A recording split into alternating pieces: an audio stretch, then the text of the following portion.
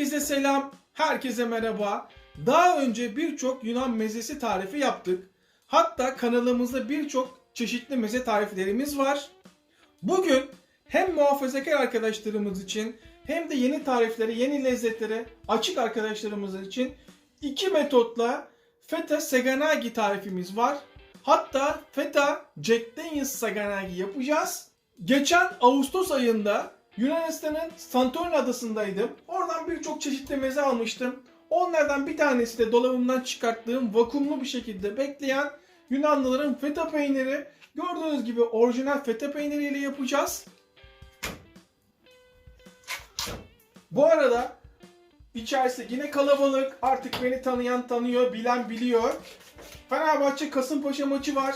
Biz her hafta, hemen hemen her hafta işlerimiz uygun olduğu zamanlarda, bu arada peynirimizin durumu bu. Gayet temiz açtık.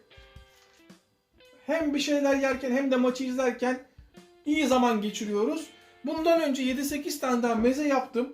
Fakat Santorini'ye beraber gittiğim arkadaşım Koray oradaki feta saganagi yapabilir misin dedi. Yiyebilir miyiz dedi. Çok beğenmiştim dedi. Onun için yapıyorum.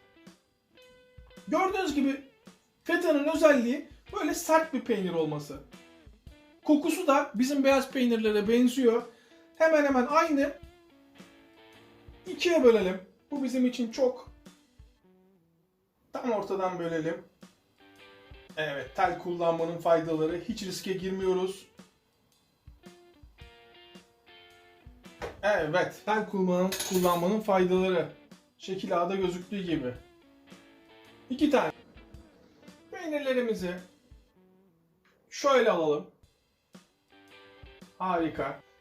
Biraz un.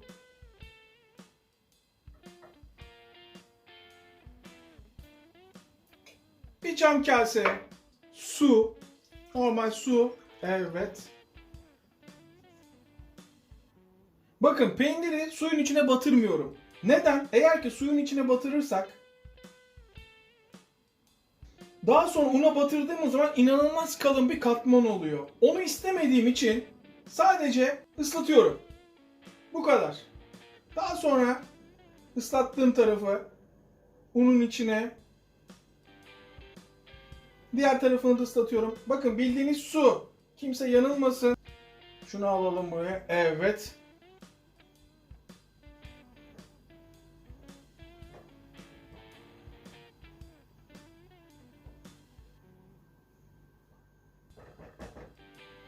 Hemen buraya. Harika. Sıra diğer peynirimde. Bir kez daha söylüyorum. Niye fırçalıyoruz? Çünkü suyun içine soktuğumuz zaman inanılmaz kalın bir un tabakası oluyor. Onu istemediğimiz için evet. Diğer tarafı yine bir ressam gibi çalışıyoruz. Harika. Evet. Bakın. İkincisi için söylüyorum. İnanılmaz şık bir sunum yapacaksınız. Sanki evde şef var zannedecekler. Suyla işimiz bitti. Burası mutfak. Kıracağız, dökeceğiz. Bütün stresimizi atacağız. Hiç sıkıntı yok. Kafanızı takmayın dağınıkla. Sağını, solunu, her yerine.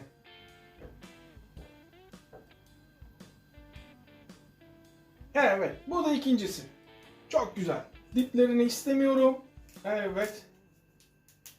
Çok fazla değil. Şöyle az bir kıyılmış maydanoza ihtiyacım var.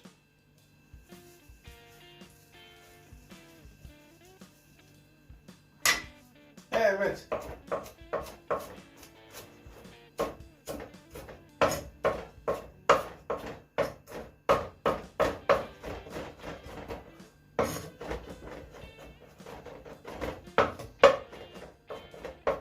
Evet. Harika. Hemen onu da şöyle alalım.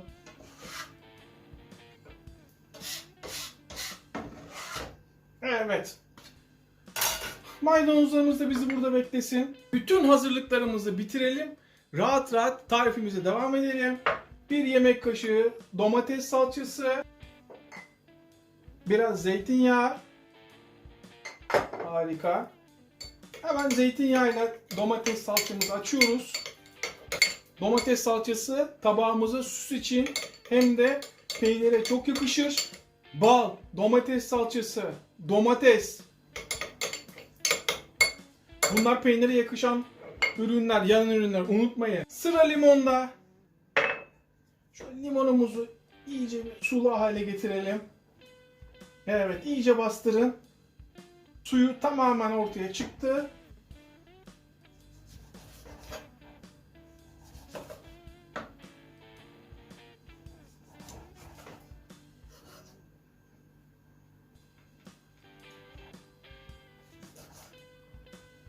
Çekirdeklerden tamamen kurtuluyoruz. Çok güzel. Ve evet, şu ana kadar her şey çok güzel. Hazırlıklarımız tamam. Maydanoz tamam. Domates salçası tamam. Limonumuz tamam. Peynirlerimiz zaten tamam. Unladık. Şimdi sıra yapım aşamasına geçmeye geldi. Buraya kadar herhalde kimsede soru işareti yoktur kafasında.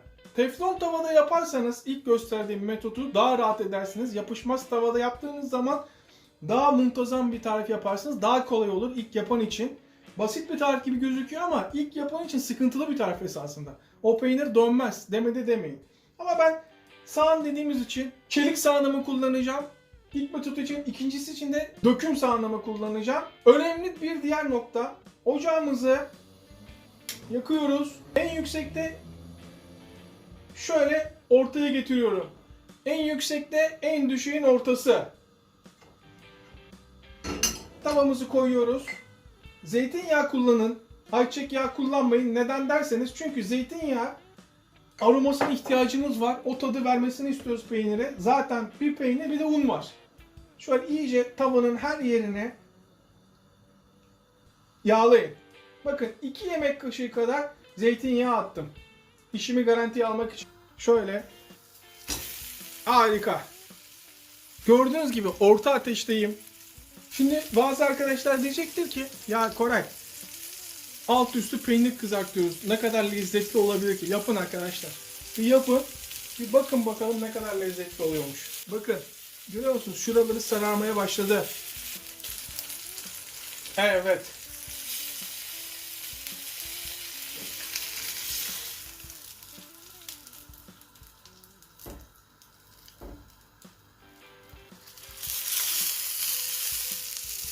Evet. Nasıl gözüküyor? Müthiş bir görüntü yakaladık. Şu an ben size söyleyeyim. Müthiş bir görüntü. Bir tabak alalım. Şimdi işi bilen arkadaşlar demiştir muhakkak. Ya Koray bu salçanın ne işi var? Olmaz ki falan filan. Bakın arkadaşlar. Şöyle bir işi var. 3 dakika oldu.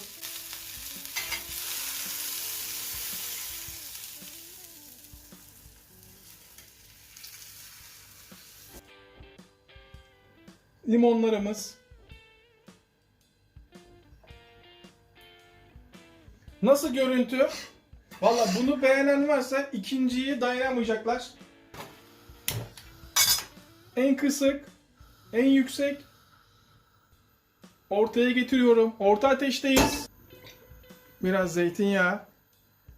2 yemek kaşığı kadar. İyice her yerini yağlayın. Her yerini. Müthiş. Evet, çevirelim. Evet, harika.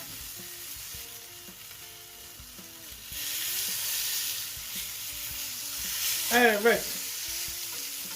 Şimdi bu peynirin ben erimesini istiyorum arkadaşlar. Biraz eriyecek bu peynir. Unutmayın. Diyelim ki böyle kaydı. Azizlik yaşı hiç fark etmez. Sıcak olduğu için bu geri gelir. Görüyorsunuz değil mi? Hiç sıkıntı olmaz. Evet. Bir bakalım. Görüyorsunuz değil mi? Nasıl? Of. Of of of of of. Harika. Ocağımızın altını kapatıyoruz. Topu topu 4-5 dakika oldu. Bu buraya. Burası muhafazakar arkadaşlar için. Burası da daha açık görüşlü, yeni lezzetler tatmak isteyen arkadaşlar için. Maksat herkesin gönlü olsun. Biraz Jack Daniels. Evet.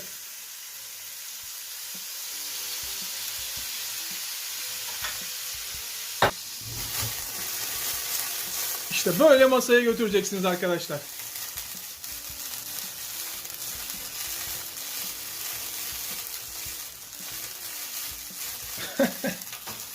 Olay bu. Olay bu. Hatta şöyle bir bakalım. Oo, görüyor musunuz? Nasıl? Nasıl?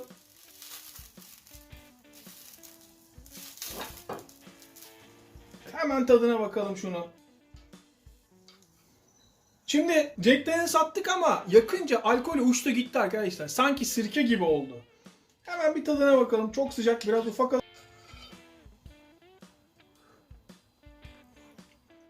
Size bir şey söyleyeyim mi? İnanın, bakın. İnanın böyle bir şey olmaz. İnanın. İnanın böyle bir şey olmaz. İnanın. Of. Of.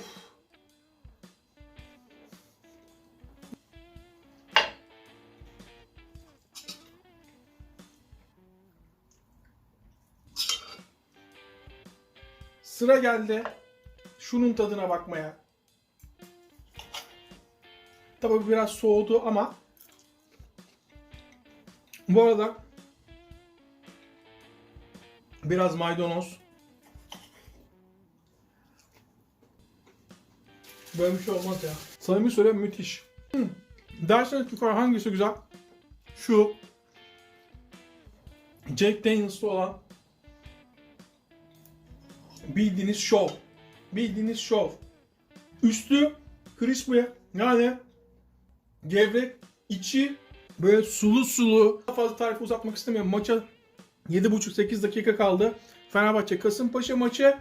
Hem ben maçın keyfini çıkartayım. Eğer tarifi beğendiyseniz hemen şuradaki abone ol tuşuna basarsanız siz de ailemize katılmış olursunuz. Bundan sonra tariflerimizi hep beraber yaparız. Tekrardan selamlar.